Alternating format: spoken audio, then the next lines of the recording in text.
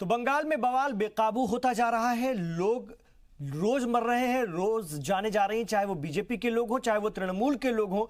वहां की सरकार कहती है कि हालात काबू में है, केंद्र को जो वो रिपोर्ट देती है, लेकिन केंद्र का कहना है कि हालात बिगड़ते जा रहे हैं और जो दिख रहा है वो यही है कि जाने रोज जा रही हैं, बेशकीमती जाने जा रही हैं। तन्मय मेरे साथ हैं, उनसे बात करूंगा। तन्मय, आप तृणमूल के समर्थक भी नहीं मैं मान रहा हूं, आप वेस्ट बंगाल के एक नागरिक हैं, एक सियासी तज्जियाकार हैं, एक राजनीतिक विश्लेषक हैं। चलिए इस हवाले से बताइए कि जो हो रहा है वेस्ट बंगाल में ये क्या सही है, ये जाने जाना क्या सही है? वहां की सरकार को इस चीज की शपथ किसने ली है वेस्ट बंगाल की सीएम के तौर पर वहां की सरकार को चलाने की?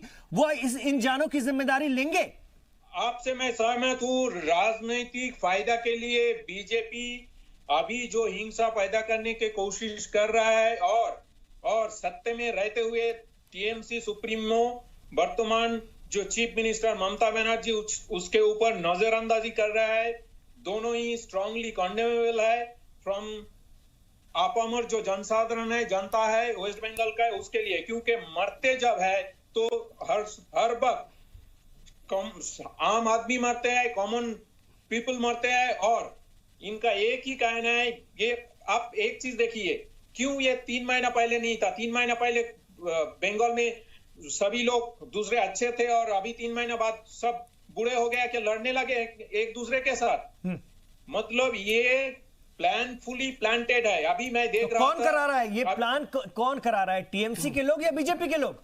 अभी देखिए क्या हो रहा है कि बीजेपी को 18 सीट मिला तो उनको ठीक है, उसको 18 सीट मिला तो उनके ऊपर और काम करना चाहिए। उनके काम के बावजूद जब विधानसभा लोकसभा निर्वाचन आएगा तो उसमें वो जीतेंगे तो जीतेंगे। अगर हम लोग राय देते हैं, जो कॉमन जनता है वो राय देता है कि हाँ उसको जिताना है, बीजेपी अच्छा काम कर रहा है तो बीजेपी आएंगे, इसके ऊपर तो कोई बात, यही लोकतंत्र है। लेकिन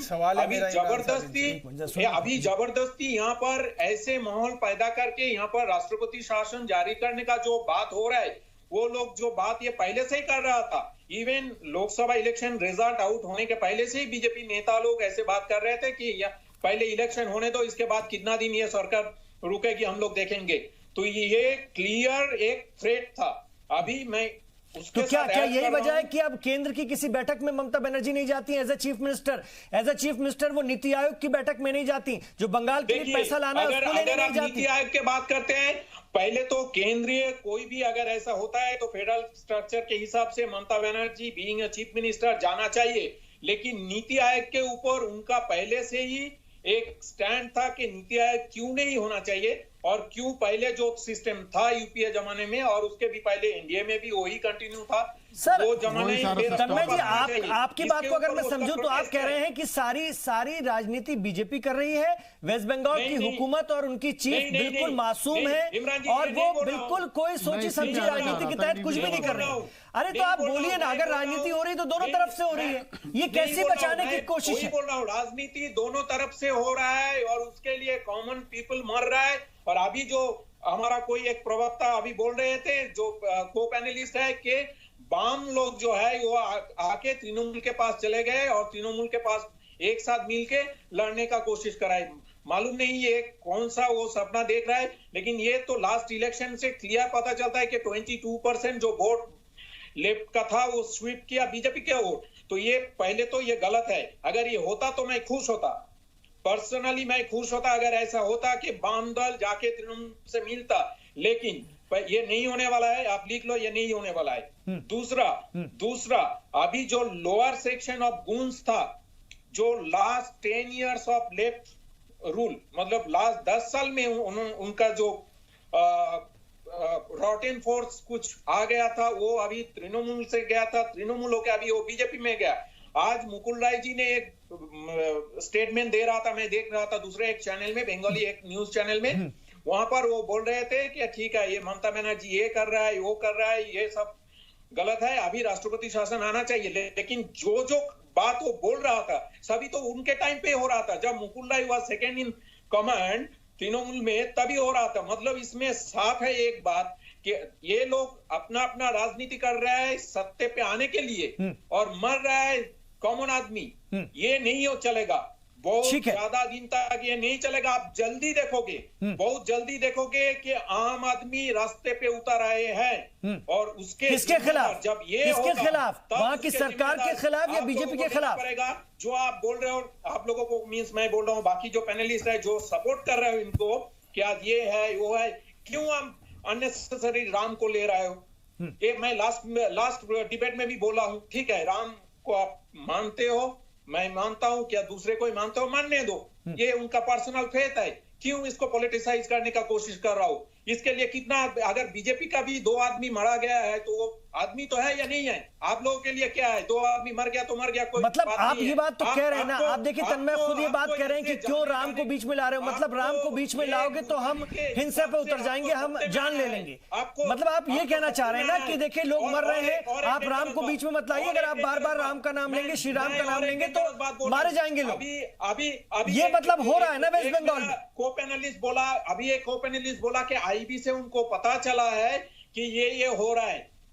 हमको, हमारा सिर्फ एक क्वेश्चन है, आईबी का जो इंफॉर्मेशन है ये ओनली जाता है स्वराष्ट्र मंत्री को, मतलब अमित शाह जी के ऑफिस में जाता है और गुने चुने लोग इनको जानते हैं। कैसे आप और हम जैसे लोग और कोई भी हो, ये पता आपको कैसे आ गया कि बंगाल का ये परिस्थिति है? तो आईबी का भी जो है आप लोग मतलब उसको भी पॉलिटिसाइज करने का किसी ने ये नहीं कहा किसी के पास, मतलब आप पे भी इल्जाम है ये प्रोपेगेंडा है, मतलब सारे लोग एक प्रोपेगेंडा कर रहे हैं, ऐसा इनका किसी के पास ये इन्फॉर्मेशन नहीं है, कोई सीट नहीं है, कोई फैक्ट्स नहीं है।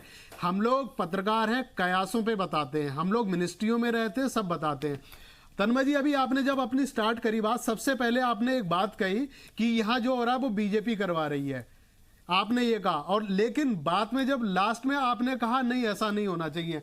दरअसल आप नहीं होना चाहिए, आप खुद कंफ्यूज हो कि आप यहाँ पे समीक्षा कर रहे हो या टीएमसी का समर्थन कर रहे हो, आपको खुद समझ में नहीं आ रहा है। आप एक बात बताइएगा, जय श्री राम नारे लगाने से ये है तन्मय जी के साथ कि वो टीएमसी का सपोर्टर नहीं बताते, लेकिन हर बात को बंगाली अस्मिता से जोड़ बताए तो उनका मतलब चलता है टीएमसी मतलब बंगाली अस्मिता, मैं वही ममता जी ने तैयार की आप ये बताइए, ये जो राजनीति विधानसभा चुनाव तक चलेगी। आप जय श्री राम नारे लगाने वाले 365 लोगों के ऊपर मुकदमे हैं और 72 लोग इस समय जेल में बंद हैं।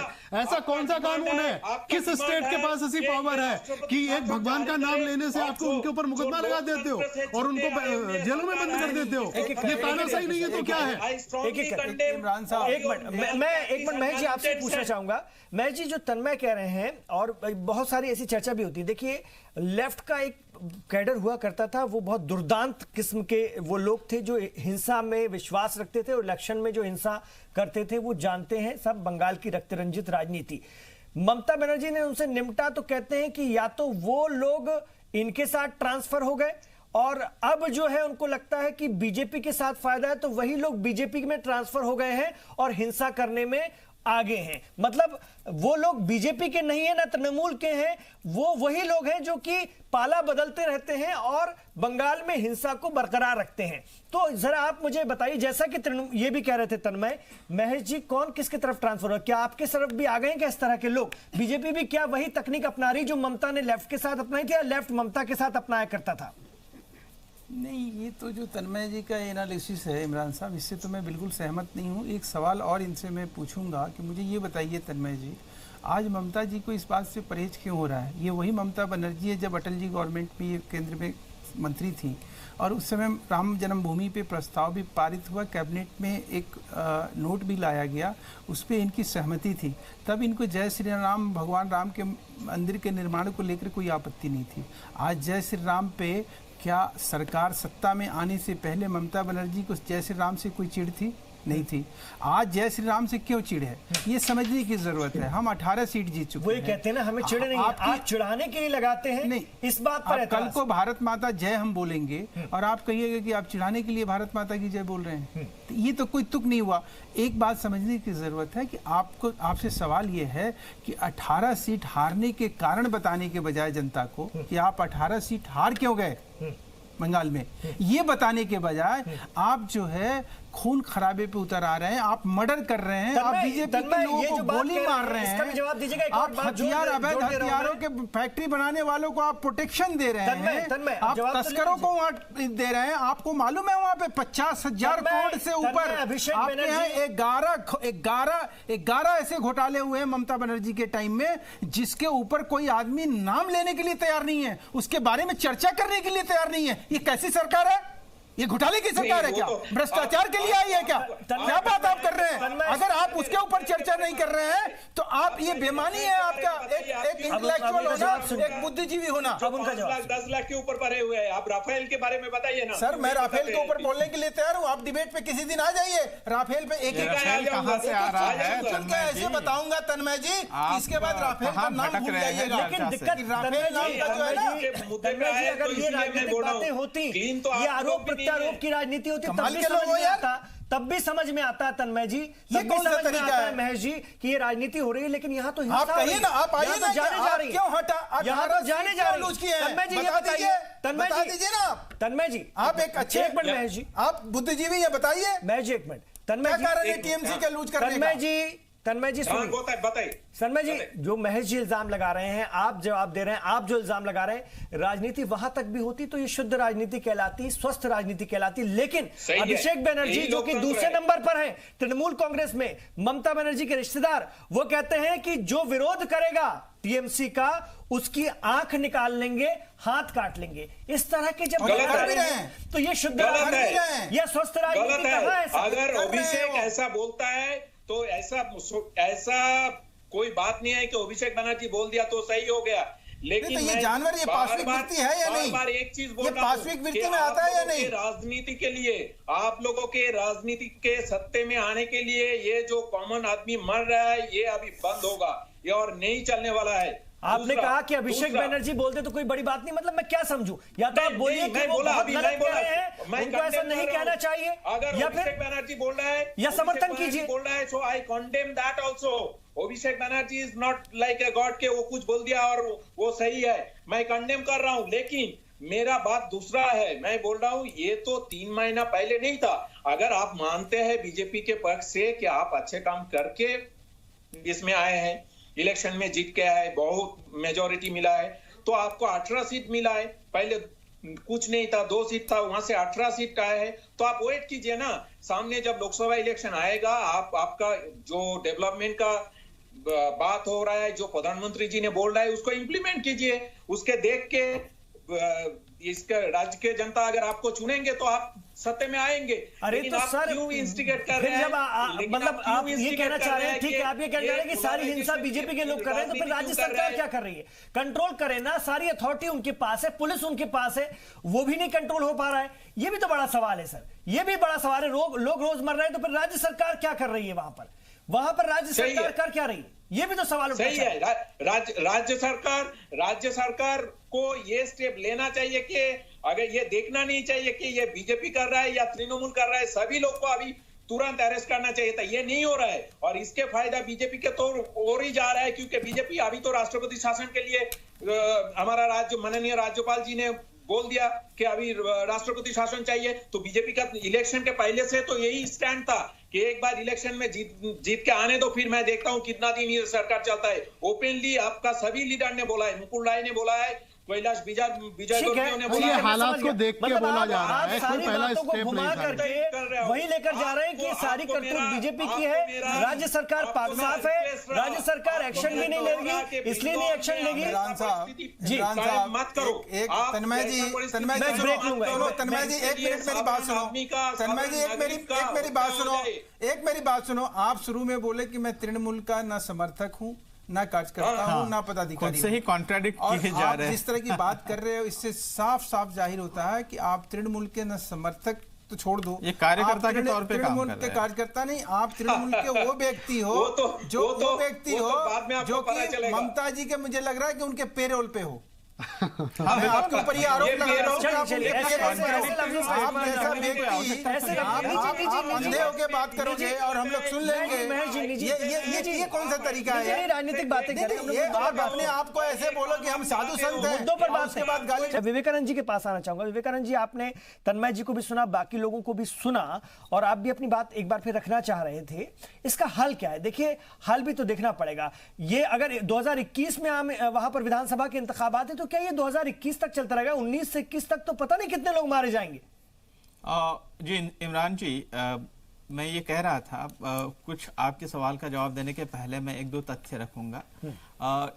अपने तन्मय जी कह रहे थे कि मैं बिल्कुल इंडिपेंडेंट स्वतंत्र विचारक हूं, उनके विचारों से लगता नहीं, वो सेल्फ कॉन्ट्राडिक्टरी स्टेटमेंट्स कर गए। सबसे पहली बात तो भगवान राम जी संपूर्ण भारत की अस्मिता का सवाल है, इसलिए जय श्री राम के नारे से किसी को डरने की आवश्यकता नहीं है। तन्मय जी प्लीज, वो नहीं मानते ना सर आपकी बात। जब बात कर रहे हैं तो मैंने आपको नहीं, विवेकानंद जी आप भी क्यों उन पे थोप रहे हैं? वो जब नहीं मानते, वो कह रहे हैं हमारा कल्चरल, हम थोप नहीं, हम अपने कल्चर को बचा रहे हैं, वो फिर वो अस्मिता पर ले आते हैं, उससे आपको भी नुकसान होगा। कोई किसी पर थोप नहीं रहा है। मुद्दा ये है कि जब जय श्री राम के नारे, जब उनकी मोटरकेट जाती रहती है ममता बनर्जी दीदी की, और वो कुछ जो रास्ते पे खड़े हुए लोग हैं जय श्री राम के नारे लगाते हैं, वो चीफ मिनिस्टर के ओहदे की व्यक्ति है, उनको इन सब चीजों पर बहुत ध्यान देने की जरूरत नहीं। वहाँ तो बच्चे अगर लगा रहे हैं तो उनको अंदर करवा रही है, वो वहां पर उतरती है, उनको गाली देती है, कहती है कि इनको अंदर डालो और उनको बहुत बुरे परिणाम सहने पड़ेंगे। इस प्रकार की आवश्यकता नहीं। दूसरी बात, जो मास डिफेक्शन की कर रहे थे तन्मय जी, मैं बता दूं कि मैं जवाहरलाल नेहरू यूनिवर्सिटी में जब सिंगूर, नंदीग्राम और लालगढ़ की जो घटनाएं हो रही थी, हम आए दिन इस पर चर्चा करते थे कि जिस प्रकार की राजनीतिक विवेकानंद जी, मैं आपसे बिल्कुल कमेंट लेता हूं, लेकिन महेश वर्मा जी को जाना है, मैं उनका फाइनल कमेंट लेकर फिर उनको विदा करता हूं। महेश वर्मा जी, फाइनल कमेंट अपना दीजिए। एक सवाल छोड़ के जा रहा हूं, उसके ऊपर इमरान साहब आप भी इनसे पूछ लीजिएगा। ममता जी जब तृणमूल कांग्रेस बनाई थी तो कितने लोग उनके साथ थे, और आज उसमें कितने लोग ऐसे हैं जो मुखर हैं, सक्रिय हैं, या उनके साथ हैं, या उनकी उनकी ये दमनकारी नीति है, या जो इनका ये आक्रामक अंदाज है काम करने का, या भ्रष्ट तरीके से सोचने का, भ्रष्ट ऑफिसरों को बचाने का, जनता के जनहित का अनदेखी करने के, इसके कितने उन्हीं लोगों से पूछा जाए जो संस्थापक सदस्य रहे हैं तृणमूल कांग्रेस के, वही आज ममता जी के बारे में बता देंगे कि ममता जी की हकीकत क्या है। ममता जी का अगर चेहरा समझना है और उनका चाल चेहरा चरित्र समझना है तो तन्मय जी आपको भी दो शब्द उनके खिलाफ बोलना पड़ेगा। कहते हैं ना, निंदक निंदिए आंगन कुटी सजाए। आप अगर उनके समर्थक हैं तो सबसे पहले आप कबीर के वाणी को याद रखिए और कबीर की तरह उनकी आलोचना करने की भी अपने अंदर मद्दा पैदा कीजिए, तभी बंगाल और बंगाली और बंगाल की जो विरासत है उसको बचाया जा सकता है और उसके वर्चस्व की और अस्तित्व के बारे में है। महेश जी ने अपना सवाल रख दिया, मैं आ रहा हूं तन्मय जी आपका। विवेकानंद जी अपनी बात पूरी कर लें, उसके बाद मैं फिर आपके पास आ रहा हूं। एक मिनट महेश जी, विवेकानंद जी आप अपनी बात। इमरान जी धन्यवाद, आपने और एक बार मुझे मौका दिया। मुद्दा यह है कि जब मैं बात कह रहा था कि जब मैं पढ़ रहा था जवाहरलाल नेहरू यूनिवर्सिटी में, तब हम ये सिंगूर, नंदीग्राम और लालगढ़ की घटनाएं देख रहे थे। जिस प्रकार से दीदी नारे दे रही थी कि करबो लड़बो जितबो माँ माटी मानुष, और एक नया परिवर्तन की जब बात कर रही थी, तो हमने सोचा था कि यहाँ पर मानुष जो है, व्यक्ति जो है, वो राजनीति के केंद्र में आएगा जी। पर हमें ये ध्यान में रखना पड़ेगा कि जो वहाँ पर लोकल बॉडी में जिस प्रकार के अपने हितों को लेकर के एक लीडरशिप डेवलप हुई थी, वो जो कम्युनिस्ट रिजीम में वही प्रकार जो है, वही सिस्टम जो है वो कंटिन्यू कर गया है, और इन लोगों ने अपने खुद के इंटरेस्ट बनाए, और वो इंटरेस्ट बना करके लोगों के हितों को उन्होंने नजरअंदाज कर दिया।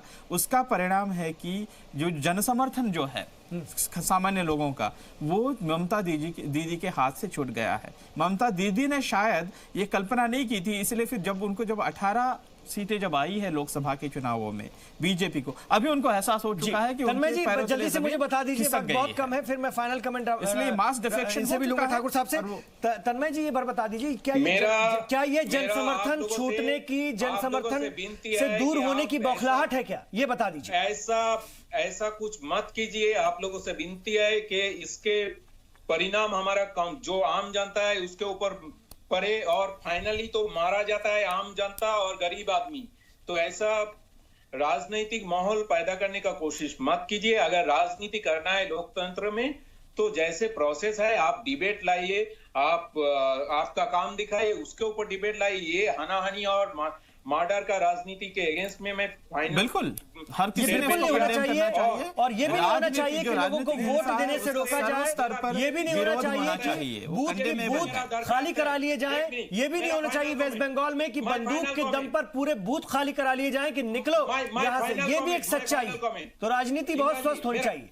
मेरा एक लाइन राजनीति में जल्दी से सर, जल्दी आना बहुत आवश्यक है। बीजेपी को मैं अनुरोध करूंगा कि आप लोग ऐसा इंस्टिगेट मत कीजिए। अरे भाई साहब, दोनों को करो, बीजेपी एक को के नहीं, साथ दोनों साथ को, दोनों को। तृणमूल कांग्रेस को भी कहिए ना। और सबसे महत्वपूर्ण बात है कि तृणमूल कांग्रेस ने ये सारी चीजें शुरुआत की है क्योंकि उनके पैरों तले जमीन खिसक रही है। बंगाल को मैं रिक्वेस्ट रखूंगा ये कि क्या बात कर रहे हो आप भड़काव में मत आइए।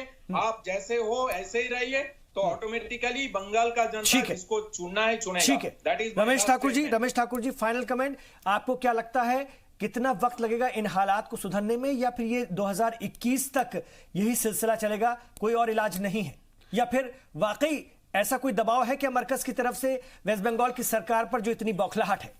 नहीं, लोकसभा चुनाव के बाद जैसे रिजल्ट आए थे हम लोगों ने कल्पना करी थी शायद ये जो माहौल गर्मा गर्मी का है, खून खराबे का है, ये खत्म हो जाएगा। लेकिन 23 तारीख से लेके आज 11 तारीख हो गई है, माहौल कमोबेश वैसा ही है। तो अब ऐसा नहीं लग रहा है कि माहौल बहुत जल्दी थमने वाला है। अभी तन्मय जी जैसे बीजेपी को कटघरे में खड़ा कर रहे हैं, मैं तो चाहता हूं अपनी पार्टी को भी कटघरे में खड़ा करें। कटघरे में खड़ा करने के बाद दोनों के बाद उस पार्टी के नहीं मानते नहीं, क्यों नहीं मानते? पार्टी में जब खड़ा करें, चलिए बात कुछ भी बोलो, कम से कम आपके मुख से निकली हुई बातें पता चल जाती हैं। हाथ कंगन को आरसी किया, पढ़े लिखों को फारसी किया, वो समझ में आता है कौन पार्टी का कौन क्या है। आप अपने आप को कितना ही बचा लो, लेकिन ये माहौल अभी लास्ट में इन्होंने जो कहा है कि आवाम के लिए कम से कम सोचना चाहिए, दोनों पार्टियों को सोचना चाहिए। वहां आवाम बन रही है, आवाम के साथ में हो रहा, उनको देखना चाहिए और उनकी सहमति के लिए, उनको रक्षा के लिए दोनों पार्टियों को बैठना चाहिए साथ। ठीक है, बहुत शुक्रिया आप दोनों का भी। तन्मय आपका भी बहुत बहुत शुक्रिया, आपने वक्त निकाला, विदेश से आप हमारे साथ बात कर रहे थे, आपने मौकिफ रखा, बंगाल का मौकिफ रखा। आप नहीं मान रहे हैं कि आप किसी के समर्थक हैं, चलिए कोई नहीं, लेकिन एक बात निकलकर जरूर सामने आई, इस पर बात होनी चाहिए और हालात जल्द से जल्द ठीक होने चाहिए। हिंसा किसी भी चीज का हल नहीं है, लोगों की जान से कीमती कुछ भी नहीं है, लोगों की जान बचना चाहिए, यह सबकी जिम्मेदारी होनी चाहिए। इस प्रोग्राम को देखने के लिए शुक्रिया।